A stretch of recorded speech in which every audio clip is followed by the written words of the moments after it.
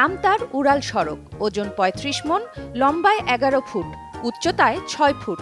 গরুটি পালন করা হচ্ছে কিশোরগঞ্জের করিমগঞ্জ উপজেলার মরিচখালী খয়রত গ্রামের ইকবাল হোসেনের উষা ডেইরি ফার্ম অ্যান্ড অ্যাগ্রো খামারে।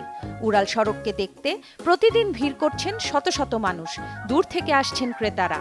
গরুটির দাম হাঁকা হয়েছে ১৫ লাখ টাকা। ইকবাল হোসেন জানান, এই খামারেই উড়াল সড়কের জন্ম। পরে দেশীয় পদ্ধতিতে মোটাতাজা করার প্রক্রিয়া শুরু করেন তিনি। ৪ বছর বয়সী গরুটি হলিস্টাইন ফ্রিজিয়ান জাতের। প্রতিদিন ২০ থেকে ২২ কেজি খাবার খায়।